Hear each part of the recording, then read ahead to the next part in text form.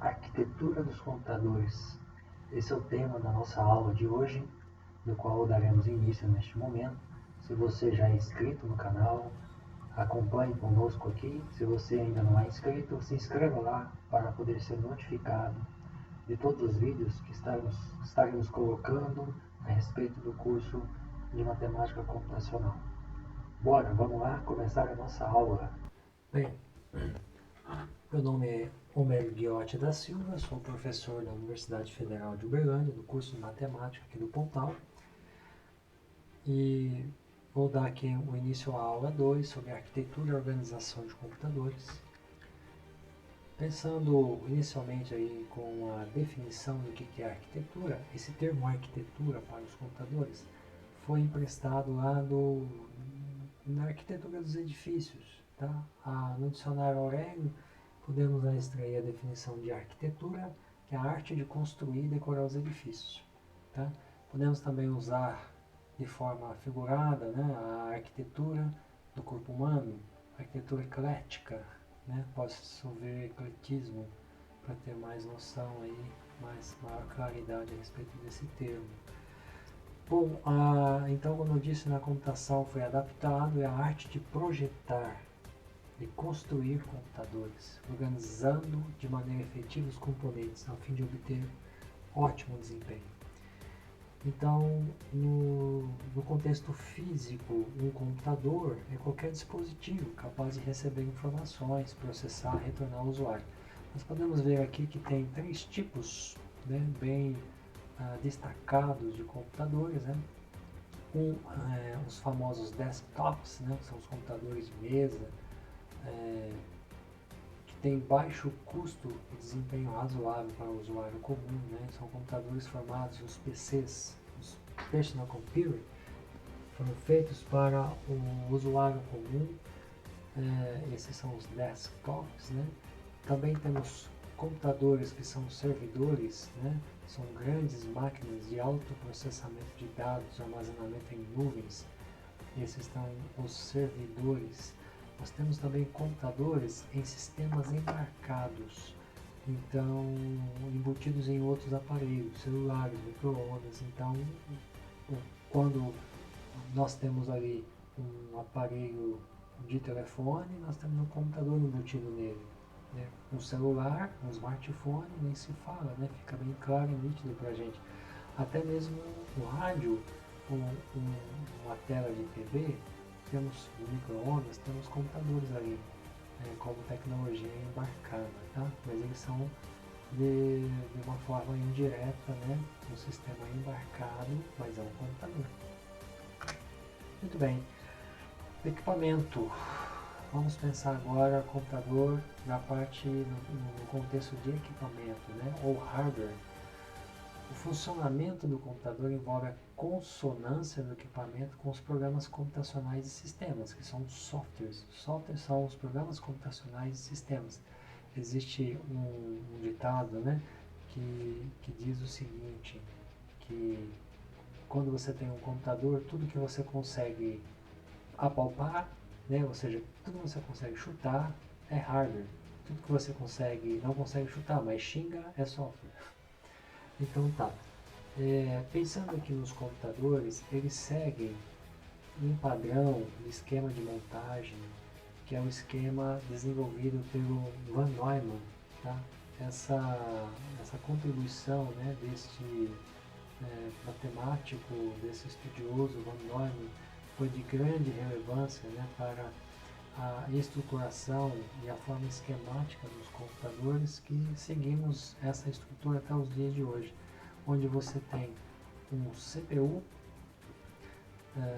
e esse CPU você tem periféricos externos, né, de entrada interligados no CPU, tanto entrando com dados, quanto periféricos externos saindo com os dados, né, emitindo os dados.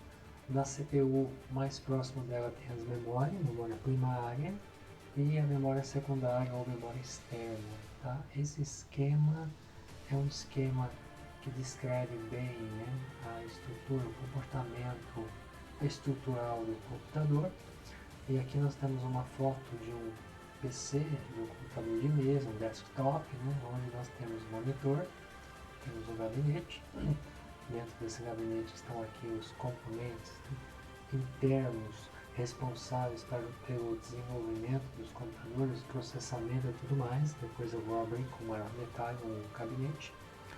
Temos o mouse e o teclado. São componentes periféricos, né, que estão ligados a essa máquina principal, que já conhecemos muito bem qual é a funcionalidade de cada um deles. Muito bem. Temos também os periféricos híbridos. O que são esses periféricos híbridos ou dispositivos híbridos? São periféricos que enviam as informações aos usuários e vice-versa, né? Então, tanto recebe quanto emite informações, né? Chamado periférico de entrada e saída, né? Por exemplo, aqui temos um modem, né, que recebe sinal, emite sinal, né, recebe e emite informação. Temos a impressora que recebe o sinal, né, da informação para ser impresso e imprime e entrega um produto. A tela touchscreen, né, que você ao digitar, né, ao dedilhar, você está emitindo, a máquina está recebendo informações e ela projeta na tela ali as informações que o usuário precisa, está emitindo informação e assim por diante, né? Temos também os armazenamentos, os CDs, DVDs, disquetes, cartão SD e tudo mais, onde você pode gravar arquivos, transmitir arquivos, né, de uma máquina a outra e assim por diante, tá? Esses são os dispositivos híbridos. Muito bem, agora olhando internamente um computador, podemos ver aqui um gabinete, né, onde dentro desse gabinete nós vamos ter na estrutura do gabinete, né, uma fonte de alimentação, de energia. Você tem memória RAM, esses pentes de memória, aqui na placa-mãe. O processador está aqui na placa-mãe, tá? Essa pequeno quadradinho aqui, esse CPU. Tem a BIOS, né, que é um computador específico para a placa-mãe, tá? Que trabalha mais com é um software que dá o funcionamento para o software que gerencia, né, o funcionamento da própria placa-mãe, tá? Placa de vídeo também, entrada de dados e saída, CDs, disquete, né, CD-ROM e assim por diante, tá bom? Ok. Olhando mais especificamente, né, a placa-mãe, o que a placa-mãe ela embarca, né, tecnologias para o funcionamento dos computadores.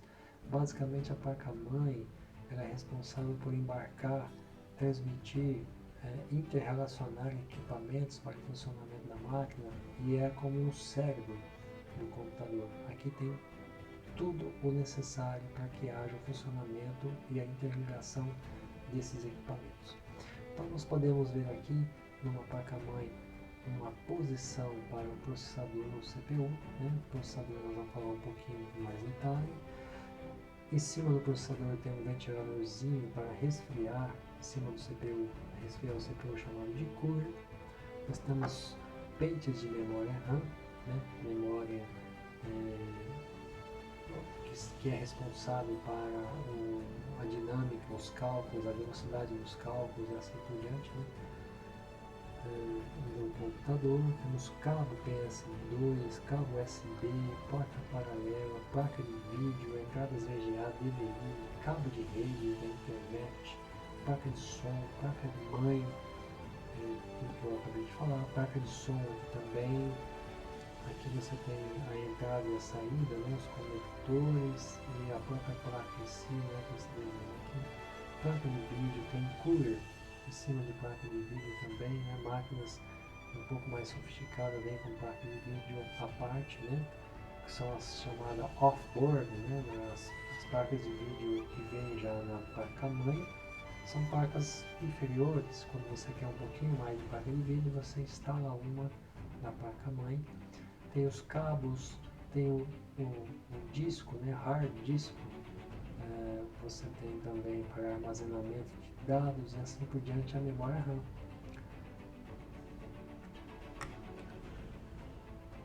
Ok, olhando mais especificamente no processador, o CPU, vemos aqui, nesse caso aqui, um desenho esquemático, né? O CPU, basicamente o cérebro de todo o equipamento, unidade central de processamento. É um componente do sistema computacional com muitos circuitos capaz de realizar instruções de um programa de computador. Então, como eu falei na aula passada, né, nos slides anteriores, os computadores, a troca de informações, os cálculos, né, eram realizados através dos circuitos e aqui formando essas placas, né, de circuitos elétricos e tão próximo um do outro, né, tão pequeno, e isso então acabou convergindo para a CPU, os processadores como estão aqui. Então, na verdade, uma placa, né, de transistores bastante pequenos, né, muito próximos um do outro, responsáveis para as operações, os cálculos, né, o funcionamento do computador, basicamente. Aqui está o cérebro. Né? Então, ele realiza instruções, né, operações e tudo mais. Né? As componentes principais da CPU.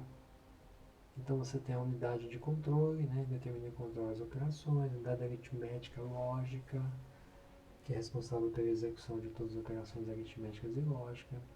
Unidade de comunicação interna, liga os diferentes componentes internos do microprocessador e os componentes externos. Os registros, componentes que armazenam temporariamente dados, né, que são efetuados ali via as operações.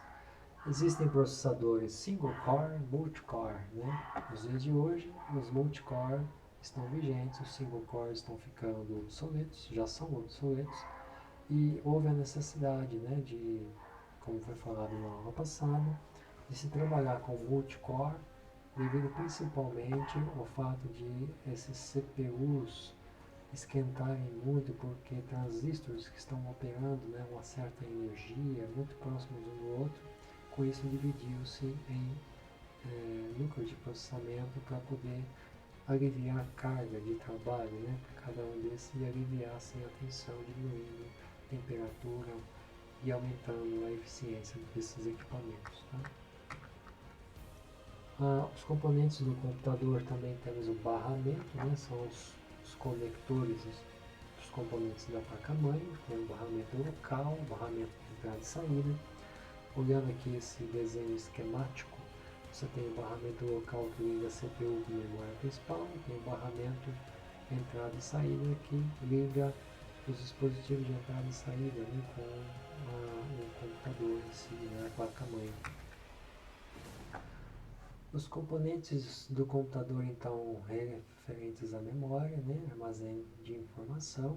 Temos aqui tipos de memória principal e memória secundária. Então, a memória principal ela é ligada diretamente aos componentes da CPU, né, a memória mais próxima da CPU. São chamados, quando você tem a memória principal, você tem o nome RAM, memória RAM, né? Existe também a memória de leitura apenas, né, muito específica para o trabalho, o funcionamento da própria CPU, do componente físico do CPU, que é a leitura, memória ROM, e tem a memória cache, onde essa memória é uma memória bastante cara, bem reduzida, né, em termos de quantidade, porém uma memória muito rápida, né, que é muito próximo ali do processador, onde você utiliza principalmente para armazenar dados que são muito utilizados, tem uma demanda muito grande do processador, fica nessa memória cache para poder aumentar a velocidade de processamento. Memórias caches, quanto maiores, mais caras o equipamento, né, então elas são bastante limitadas também. As secundárias são as memórias auxiliares de massa, são os HDs, os disquetes, CD-ROM, pendrive e assim por diante. Então, tem uma foto aqui da memória principal da memória RAM. A memória ROM, que é separável, fica lá no processador, simplesmente para poder trabalhar com o hardware, o funcionamento aí da placa-mãe. A memória cache, tem uma foto aqui, é um retângulo, um quadrado muito pequenininho dentro do processador. E aqui eu tenho o desenho da memória secundária. Olhando aqui esse desenho esquemático em termos de organização e estrutura, né? Então você tem os registradores da CPU, né? Você tem a unidade de processamento ali, a CPU, né? E aí mais próximo dela é a memória cache, né? Que recebe informações, né? E armazena temporariamente, mas a CPU ela tem a capacidade de pegar essa informação, transitar com essa informação, buscar e levar muito mais rápido, porque é uma memória específica para agilidade, né? E sempre apresentar informações para a CPU que são muito utilizadas. Dentro da memória cache eu tenho níveis de memória, nível 1, nível 2, né? Quando você vai comprar um computador, você vai ver no cache tem um L1, um L2, né? Isso daqui. Então, depois vem a memória RAM, né? Que é um pouco mais distante, onde você guarda informações, né? Que tem uma demanda um pouco menor no processador, mas ainda assim é uma informação que tem que estar por perto, vamos dizer assim, né? E aí você tem a memória física e a memória virtual dentro da RAM. Então, essa parte da pirâmide aqui a gente chama que é a área de armazenamento temporário. Tá? Isso aqui é tudo para dinâmica e funcionamento do computador. Também temos os dispositivos de armazenamento, né, que é armazenamento permanente, onde você guarda os seus arquivos. Então, memória ROM, né, BIOS, isso aqui são informações que, embora nós não trabalhamos com ele o tempo todo, mudamos, mas é uma informação que não muda, ela fica ali para o funcionamento do equipamento. Os discos removíveis são as informações que a gente muda, né? Guarda, apaga e grava isso mais, isso tudo mais, armazenamento em rede, internet, disco rígido. E aí, depois mais distante da CPU tem as fontes de entrada, onde a gente entra com as informações e sai com elas também.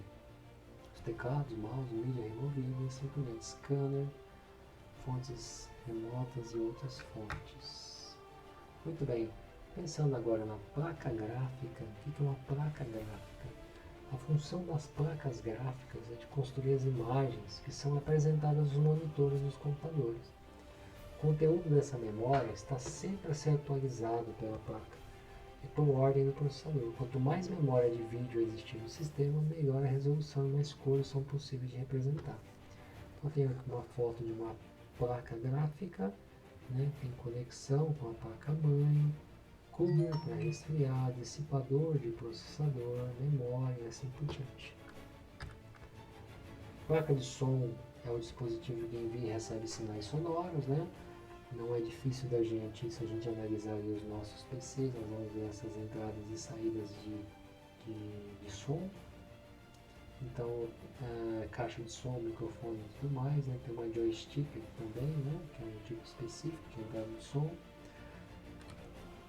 A placa de rede é a placa da internet, né? A placa de adaptador de rede. É um dispositivo responsável pela comunicação entre os computadores com a rede. Tá? A sua função é controlar o envio e recepção de dados. Então tem aqui um esquema, né? Uma placa de rede, aqui está a entrada, né? Do cabo de internet. Aqui tem internet sem fio, né? Tem antena e assim por diante. Você pode também interligar computadores, né? Através do uso da placa de rede. Então essa é a funcionalidade da placa de rede, tá? E vem aqui a fonte de alimentação, que é aquela fonte que eu mostrei bem no comecinho da apresentação, de energia. O componente que manda energia em corrente alternada para outros componentes, tal como disco rígido, placa-mãe, drive e etc. A fonte serve para transformar a energia elétrica, né, que vem da rede, sob forma de corrente alternada, em uma energia elétrica de corrente contínua para o funcionamento do equipamento. Tá bom? Muito bem. Algumas observações que faço são os hardwares, são os componentes físicos, como eu falei bem no comecinho. Os softwares são os programas computacionais, que o objetivo é dar sequência de instruções para o funcionamento do hardware. O sistema operacional é o primeiro software instalado no computador para a interação do usuário com a máquina. Para que o computador funcione, você precisa ter um sistema operacional instalado. Tá? Com isso, nós terminamos esse segundo momento, né, que fala sobre os componentes do computador. Eu espero